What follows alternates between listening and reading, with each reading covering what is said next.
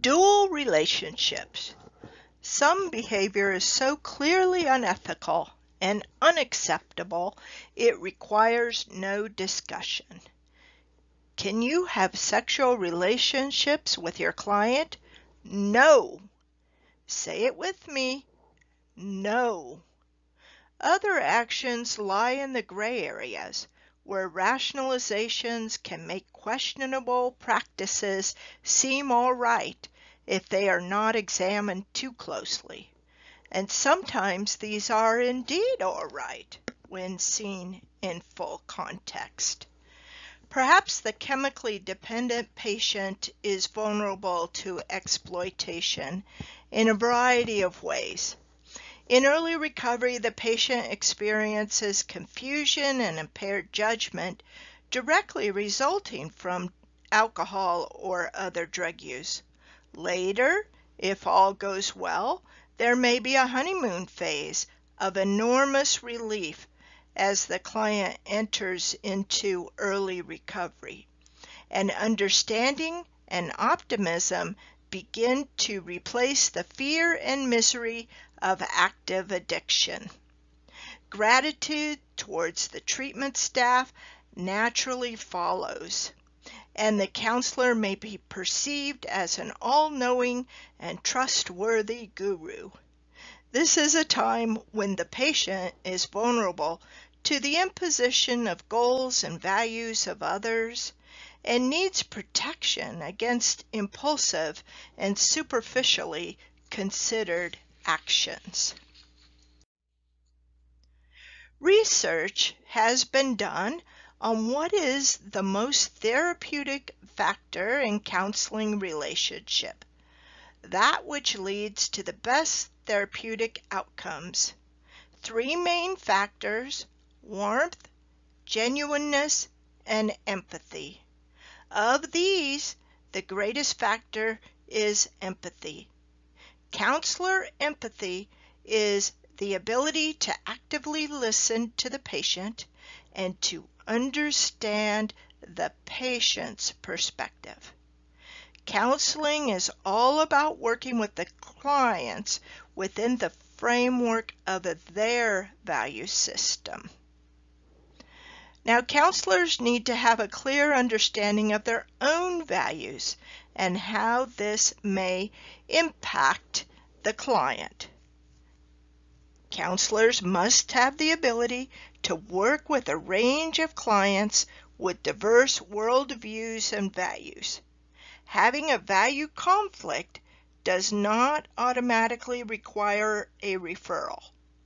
It is possible to work through such conflicts successfully.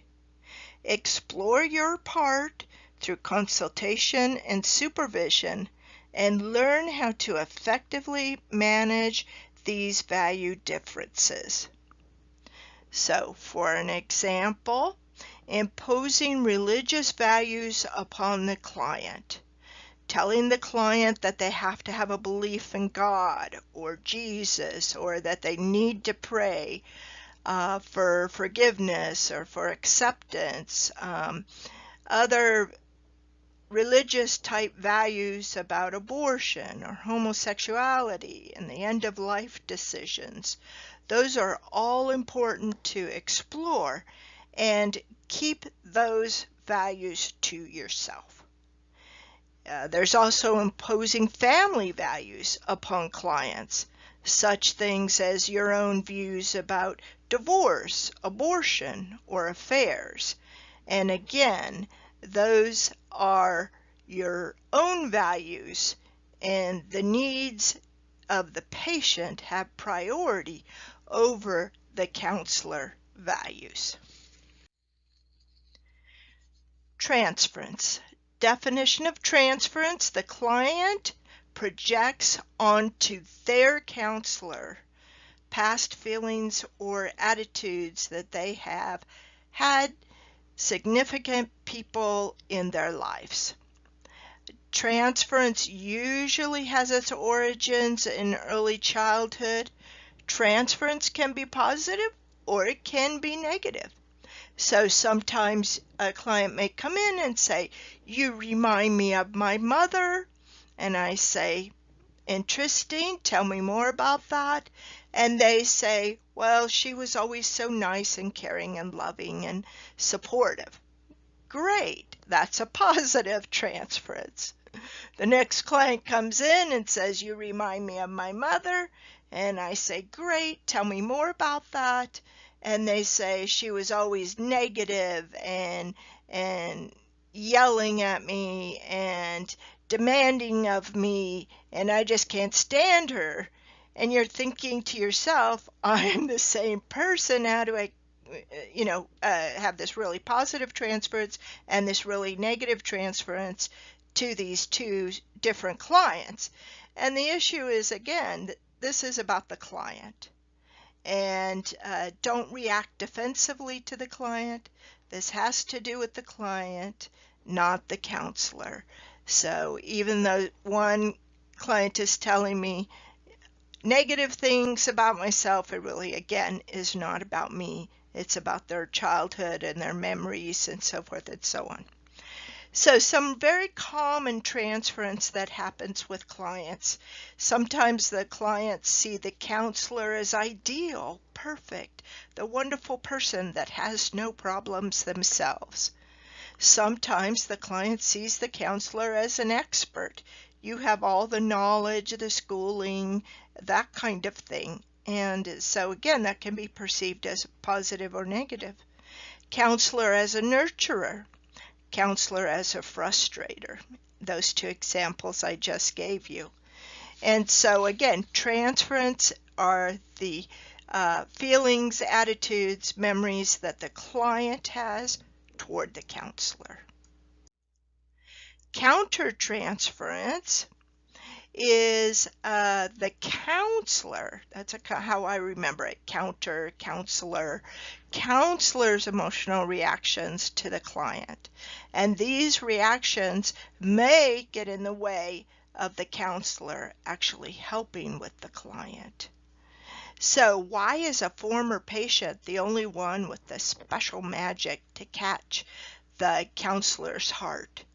What is really happening here when you become aware of attraction, so to speak, toward a client?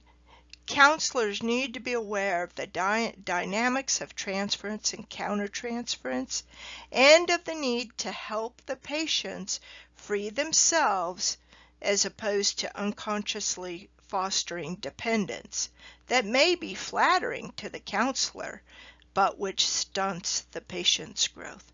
Counselors must be trained in how to handle separation anxiety and how to terminate relationships gracefully. So again, transference, countertransference are the feelings of the counselor. So if I always get frustrated with John and he's the only one, what is it about John that is reminding me of something in the past that maybe they look like my father, a former boyfriend, or my brother, or who's an addict, whatever it is, you need to explore those.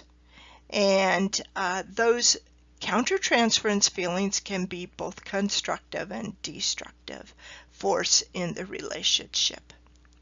So, for example, some cues to use to know that you are having countertransference. When you hope that a particular client will not show up for their sessions. That would be, of course, negative, your negative destructive force. When you keep a particular client longer for sessions, you always have more to say. So again, this might be a positive transference. The counselor is continually seeking approval from the client, where the counselor continually sees themselves in a particular client, and therefore then you may lose objectivity of the case. Again, it's usually specific to a client. That client is reminding you of someone.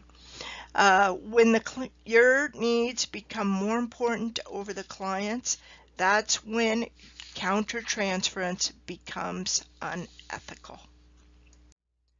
So boundaries. It is very important to maintain appropriate boundaries.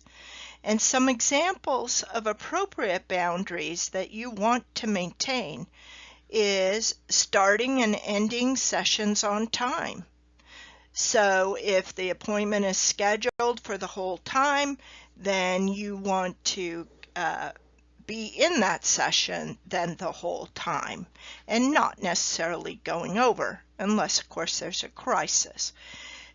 Setting limits regarding patient contact with the counselor outside of scheduled appointments.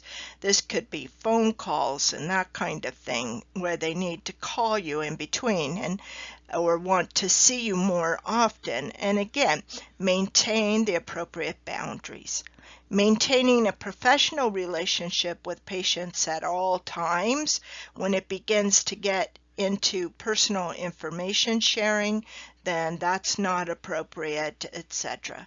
Phone and personal interactions between sessions are minimal and always appropriate and professional. Now, there are two phrases you're going to see in the literature: boundary crossings and boundary violations.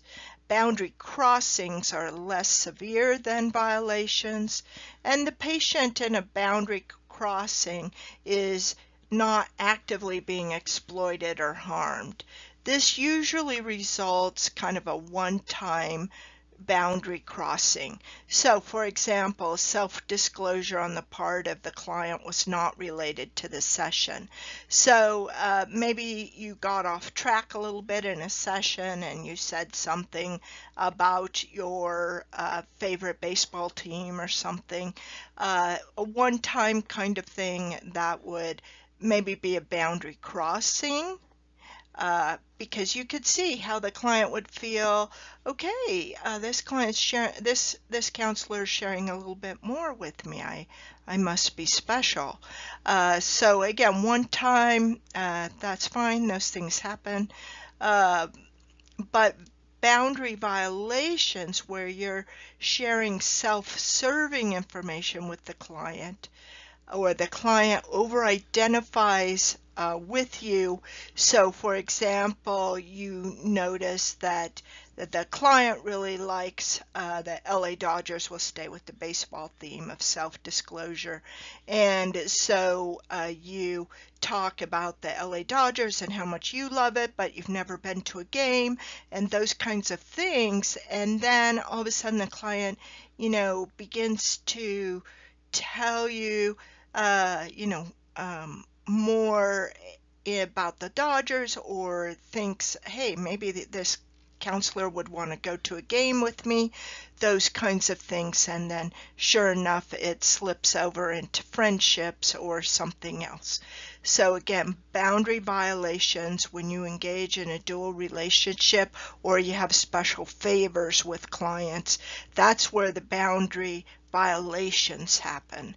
One time on a boundary crossing, you would have noticed and paid attention to that and not kept going with that topic, for example.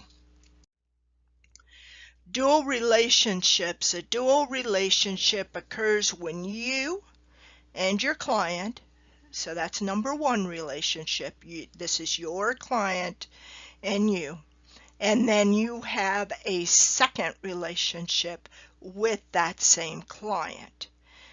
So for example, you have a counseling relationship with the client, but you're also in business with that client. Okay, so you have a business relationship and a counseling relationship. It's the same client or their immediate family members. So just to really pay attention to that. Dual relationships, then you have two relationships with the client, and one of those relationships needs to go. Make every effort to avoid dual relationships. Your counseling position automatically gives you a position of power.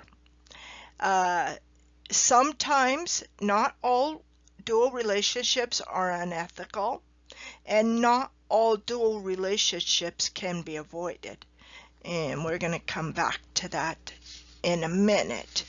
But where it is possible to avoid a situation, you may choose to give the client a choice about continuing one of the relationships with you.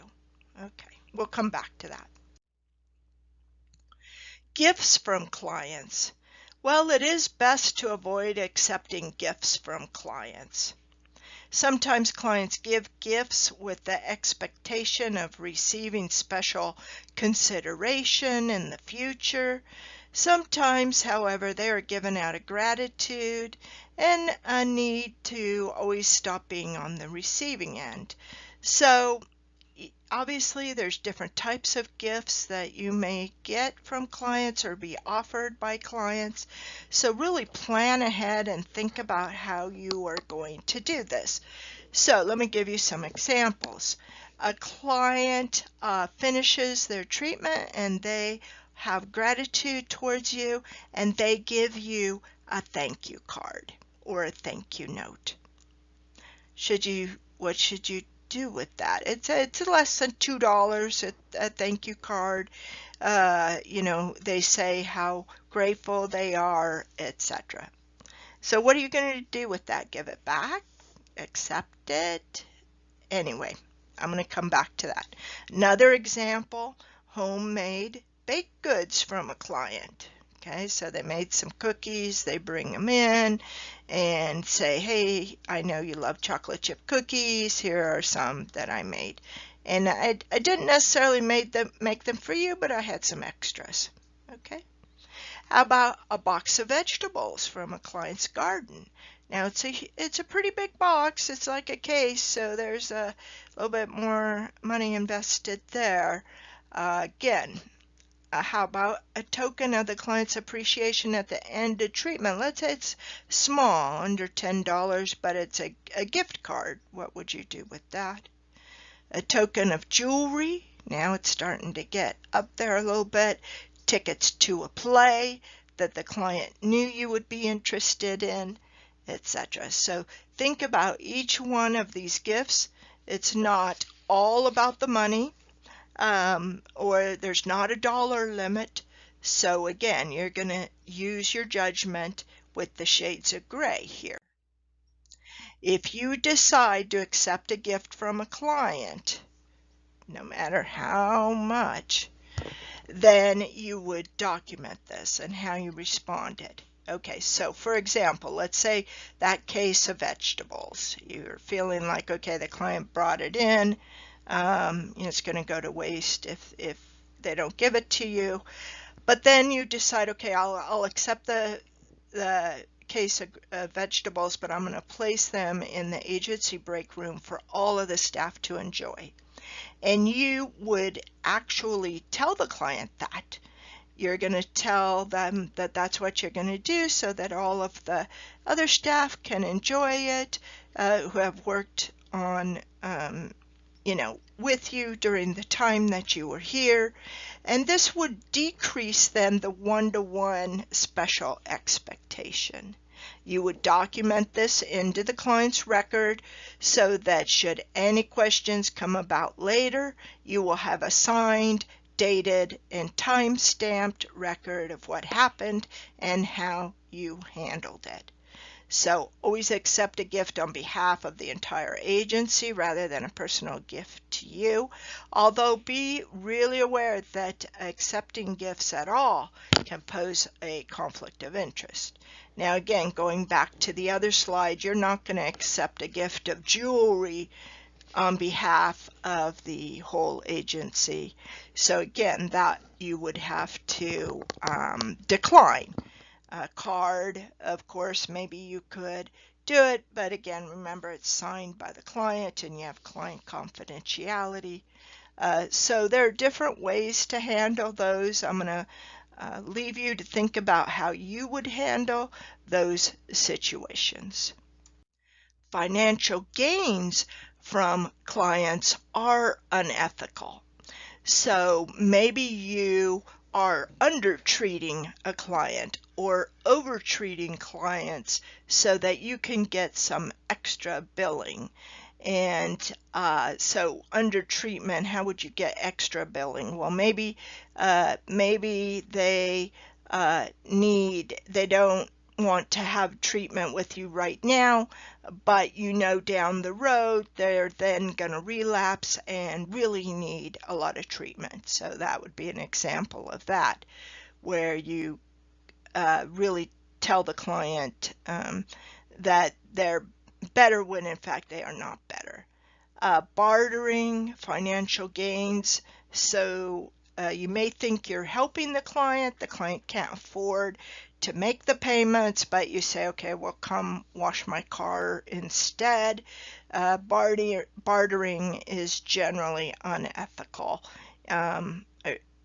Borrowing money from clients, being in business with clients, hiring clients, and this extends, as I mentioned earlier, to the client spouse, client partners, or client family members. So again, those would all be unethical. So I've heard of agencies who in the past have had clients hire their daughter to help with the family income. Really, that is unethical. You need to allow the client to be a client. And what you would do in that case, if the client really is having financial difficulty, is to find other ways. Refer them to other agencies, other jobs, refer them to social services, work out a payment plan. Maybe you do decide to see a couple of sessions at lower cost, that kind of thing. But again, any financial gains that go to the counselor would be unethical. Another common area of a dual relationship are regarding AA, or Alcoholics Anonymous, Narcotics Anonymous, Al-Anon relationships with patients. So AA actually has a booklet called AA Guidelines for members employed in the alcoholism field. And so that I would seek out that little booklet and take a look at that. If you are in recovery yourself and thinking about going in to become a counseling substance use disorder counselor, there are several reasons why the substance use disorder counselor may have more difficult time with social and sexual relationships with former clients than those in other helping professions. The addiction itself can be so severe and the recovery so miraculous that there is often a gratitude that is inevitable between the helper and the helpee. Many substance use disorder counselors are in recovery themselves, and so there's kind of a kindred spirit that results that may lead you to cross boundaries a little bit more easily than others. And sometimes even after the counseling relationship has ended, the AA community continues to present opportunities to run into former clients and to relate to these former clients or clients on interpersonal levels, spiritual levels, and social levels. So again, those may be reasons. If a counselor is not involved in AA or is not in recovery, then they may not be so tempted nor have such opportunities after treatment has ended. So again, if you are in recovery yourself, to think about the roles of treatment and your AA and avoid confusing AA with your personal social life. There's a great deal of difference between a professional counselor and an AA member or a sponsor. And if you're not clear on what the differences are between the two, we'll need to work on that a little bit more. Know which hat you are wearing and be cautious. Exploitation can also be for social gains, as well as for financial gains, which we just talked about. So social networking is a way to connect with those who share our experiences at work. Remember that social networking websites are not secure, and comments being made can be read by others and misconstrued. It is unethical to talk about clients, even if you don't identify them as a client, but in any forum where confidentiality is not guaranteed.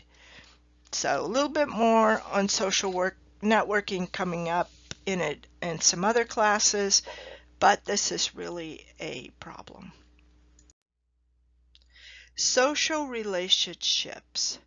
Most difficult of all is the question of social contact between the counselor and the patient when the concerns are not the more clear-cut financial or principles above personalities discussions. Okay, so there are avoidable dual relationships and unavoidable dual relationships. Most often in a small town, you might be the only counselor, and then you're going to have to interact with other sole providers, such as, say, tax preparers or gardeners or mechanics. And so, for example, is it avoidable or unavoidable? You're the only counselor, and you have a caseload, of course, and then you go to get your truck fixed. You have a new car, and you go get it fixed, and the only Toyota mechanic is one of your clients, right? So is that avoidable or not avoidable? And what are you going to do about that? Consider the psychological harm that we can do when professional trust is violated, whether there is mutual consent or even seduction by the patient. The counselor is the one who is fully responsible for what happens. Professionals at all levels must be willing to blow the whistle on a colleague, putting professional integrity above personal friendship, cowardice, or indifference. So if you see these social relationships going on between your coworkers and their clients, you need to bring those forward. Then a supervisor can determine whether they're avoidable or unavoidable. And again, things happen. We are in a small county, a small area. And so how can you avoid dual relationships? So for example, we'll talk about the AA relationships that we just talked about. Avoidable, can you go to different meetings? Can you avoid sharing during the meetings? Can you skip the meeting that night and hope your client or former client won't be there the next time? Those are ways to think about, can I avoid these dual relationships? And if absolutely you cannot, then you're going to bring this up to your supervisor, who will document the exception with you and the unavoidable dual relationships. Should a counselor enter a dating or sexual relationship with a current patient in treatment? The ethical codes of all helping professions forbid this. So the answer is no. No, no, no. We said this in the beginning. No. Is such a relationship okay 2 weeks after treatment has ended? You wrapped everything up. It's all good. The answer is no. 2 weeks afterwards, no. Well, what about 6 months later? What about a year later? What about 2 years later? And you see the person, you run into the person, and you see that they're maintaining their recovery, and now you have this attraction. Is that avoidable? Unavoidable. Is it ever okay to have sexual or romantic relationships with former clients? Consider the transference phenomena. Does that's where the client has feelings towards you. Does that ever disappear, or does it remain forever? Can the helper-helpee relationship be neutralized by time and insight so that the counselor is perceived as just one more person and is not expected to be a parent, caretaker, and expert? When a client discloses sexual contact with another counselor, so the client comes in, they're your counselor, and they say, the reason I stopped seeing Joe was, he tried to date me, asked me out, then the counselor who hears the disclosure is required by law to provide the client with a copy of the brochure, which is titled Professional Therapy Never Includes Sex. This brochure is under your files menu under Law and Ethics. It's also available at www.dca.ca.gov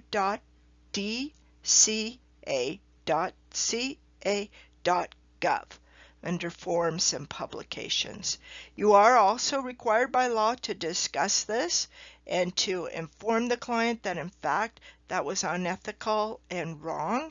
And if you don't provide that brochure and you don't discuss it with the client, then you too can be charged with an ethics violation of unprofessional conduct.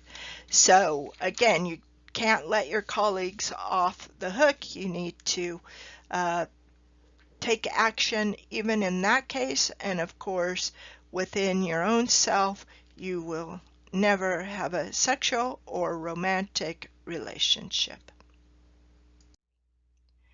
Former clients. So that question of former clients, I'd like for you to look up in the Codes of Ethics. Again, they're located in the Files menu under Law and Ethics, under Codes of Ethics.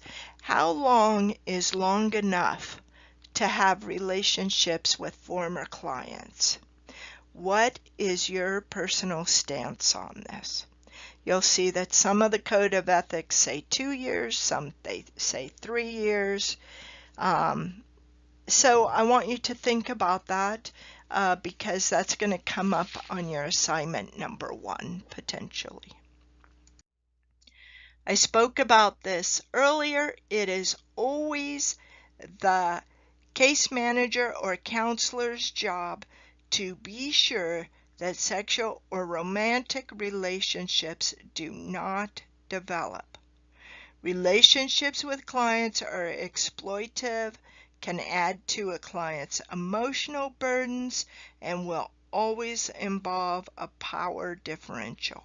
One person is the helper with all of the answers and resources, while the other is the person with all of the problems or needs. Drugs. No use of illegal drugs at any time. So this is the Code of Ethics regarding counselors. During work hours, no client contact while impaired as a result of mind-altering substances, whether prescribed or not. Not incurring any conviction of an alcohol or drug-related offense. This is super important. You may not think that what you do on your own free time, you're not working, it's not during your 40 hours, but you're partying on Friday and Saturday nights, and if you happen to get a DUI or reckless, you will lose your license or your certificate. Right now, this is the most common ethical violation that is resulting in loss of license and certificates. So again, this is even on your own time, doesn't matter, any conviction of an alcohol or drug related offense. If you are in recovery yourself, you then relapse, please go to your supervisor and talk to them and figure out what you can do. You can be terminated if the use of alcohol or drugs impairs the ability of the agency to carry out its mission. And so again, certainly you may not be able to work directly with clients, but there may be some other jobs that you may be able to do during the time where you have relapsed, or you need time off to get back in recovery and that kind of thing. There are options. Alcohol. You Alcohol's know, this may not. come as a surprise to you, but there is more to life than partying every night. So again, even on your own time, no consumption of alcohol in a manner which would negatively impact the ability of the agency to carry out its mission. So, and again, report any alcohol and drug use issues in the workplace immediately to your supervisor. So maybe you smell alcohol, or your fellow counselor talks about how they're hungover from the night before. Again, even though it's during off-duty hours, it may negatively impact the clients that counselor is seeing. So no use during work hours of alcohol, of course. This includes breaks and lunches and so forth. Okay, so let's take a look at marijuana. We understand that although medical marijuana is legal in California and in other states, many counseling agencies receive federal funding. The federal government does not recognize medical marijuana, or much less legal marijuana, as allowable. And so it's best to avoid any conflicts and go back and look at the alcohol slide. So even though it is legal in California, you don't want to be doing that. And if your clients are finding out, or you have a arrest, those kinds of things can impact your ability to have your livelihood as a counselor. Prescription medications. Although prescription medications obviously are prescribed, behaviors can become impaired even within the prescribed dosages. And the impairment may not be evident to the counselor, but it is evident to others. Work performance and functioning may also be affected without the evidence of impairment. So it may be best to disclose to a supervisor to ensure that the work duties assigned are appropriate.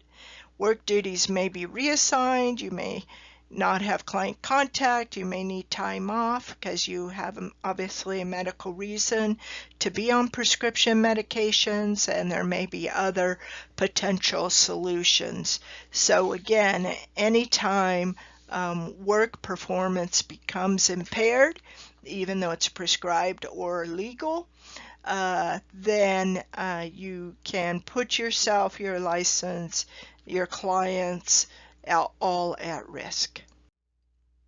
Impaired workers. So a worker is considered impaired when he or she is unable to perform effectively due to substance abuse, mental illness, or personal problems. So it could be not substance abuse. Maybe the person is going through a really bad depression time. And so again, the worker might not be their top performer anymore. If you know of a coworker who becomes impaired, you might want to start by talking to that worker, your coworker. If need be, then you're going to talk to your supervisor, but in any case, you're not going to allow the clients to become endangered. If you yourself become impaired, so maybe again, it's not necessarily drugs or alcohol, but in fact you have some personal problems, going through a divorce, and it's taking up all of your time and energy. You might take steps to resolve these personal problems promptly. And do not work with clients if you are not able to function effectively. So if you're always thinking about how you have to get home or what's going to happen, and then half of your caseload or also going through the same issue, you may need to request a leave of absence to resolve issues, or at least disclose yourself first better than getting into more trouble. So, for example, I had an employee once come in and say that in fact they were having marital issues, etc. Well, okay, that's fine, but then the employee and her spouse at the time began drinking, and it was actually the employee that got arrested for domestic violence. And so what can we do with that? Well, they needed to take the personal steps to resolve their problems. And so however you could do that, because once you get into getting arrested and different things that you didn't intend to happen, it's very likely that you may in fact lose your job, your certificate, or your license. So again, a lot of things to think about. Be aware of yourself. I can tell you that I've had many employees have problems in this dual relationship area. Burnout. Burnout is a state of physical, emotional, and mental exhaustion. It is the result of repeated emotional pressures, usually associated with working with people over long periods of time. You may see the physical depletion, the hopelessness, and the helplessness in yourself and in others. This is when you know that they are burned out. They have negative attitudes towards themselves, others, and work and life. And again, burnout is the same thing as counselor impairment. Other signs and symptoms. So, for example, when a client calls to cancel an appointment, the counselor celebrates with a little bit too much enthusiasm. They're probably burned out. Daydreaming and escapism fantasies occur for the counselor. Potential to begin abusing alcohol or drugs. Counseling sessions themselves lose their excitement and spontaneity. The counselor gets behind in their paperwork and billings.